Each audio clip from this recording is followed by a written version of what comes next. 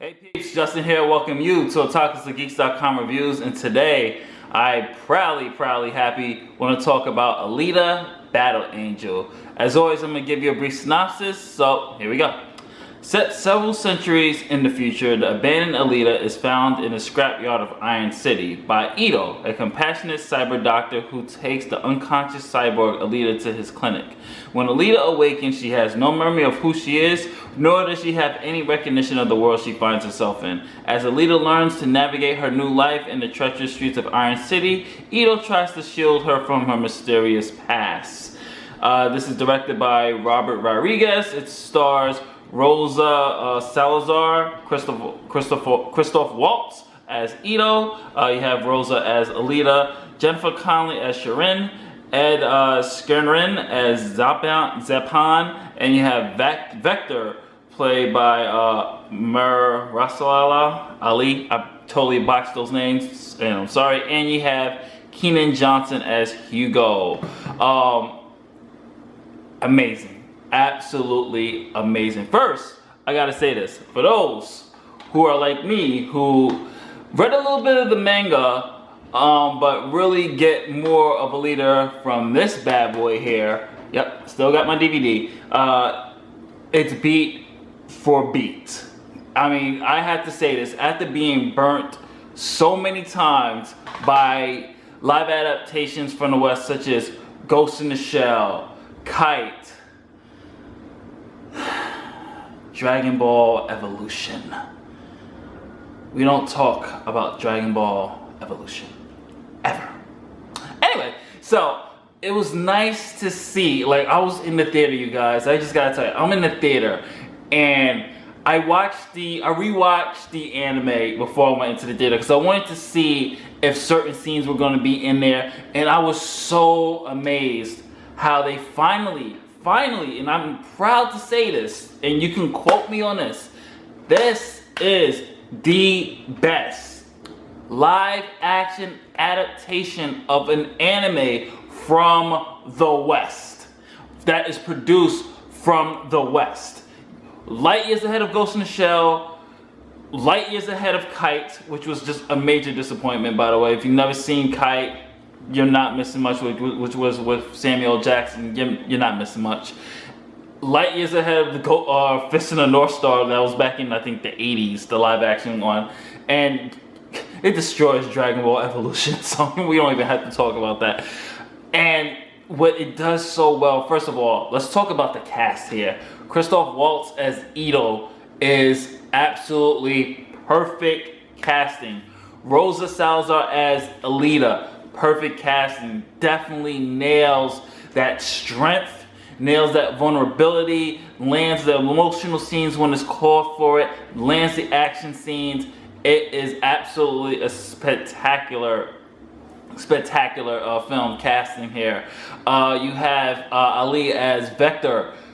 First of all, watch the anime and then go see the live action and then see how you compare the vectors. It's like, holy crap, they got somebody that actually looks like him. They put him in the book. They put him from the book. They put him from the anime. They put him on screen. It is beat for beat. It nails it, man. Just absolutely love it. You can tell James Cameron had, while he served as a producer on this film, you can tell that James Cameron had his prints on this.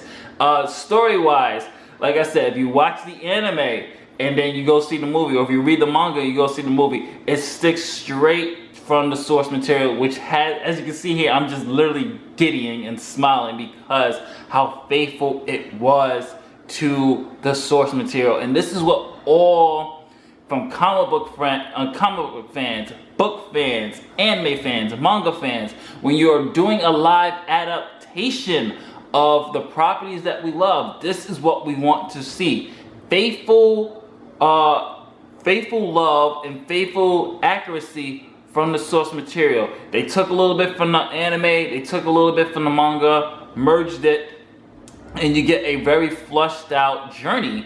And if those who watch the anime, it's going to be the same ending. So if you know the ending, you know what ending I'm talking about. Yes, it happens, and then they allude to more of the continuation story that takes place during the manga, which I'm really hoping that China can save this film, because they didn't do too well over here in America. They have like a $200 million budget. And I think it's been reported that China, they made 60 million over there so far. So I'm hoping that overseas can save the film so we can get a sequel to continue Alita's story. It's just great acting. Special effects is beautiful. Go see this in IMAX 3D. I promise you that's the best way to see this film.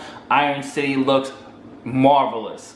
Just away from the technology standpoint, from the cinematography, Robert Rodriguez does a brilliant job of doing established shots and really bringing in this kind of anime feel. I know some people are worried about the eyes. You're not going to be worried about Alita's eyes, and you're actually after the first 2 minutes of her on screen, you're just so focused on her character development. You're so focused on her, and you're so focused on the world and the story around it. The eyes just disappears. It's not a distraction, so don't have to worry about that. For those parents out there that's wondering, with young girls that's wondering, oh, is this a film I could take my kids to? Yes, this is definitely a film you can take your kids to, especially your young girls that like to see female characters take lead on here. And for those out there who are worried about any type of political stance, none of that in this film. Thankfully, it's just a character, and this is just how all movies should be, by the way.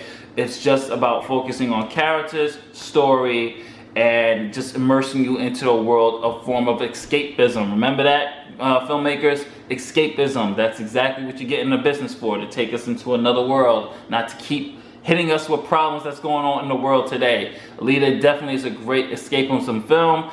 I definitely highly recommend this. I'm giving this a 4 stars. Music production's great, action's great, the rollerball scenes are excellent, acting, story, very emotional, especially towards the end.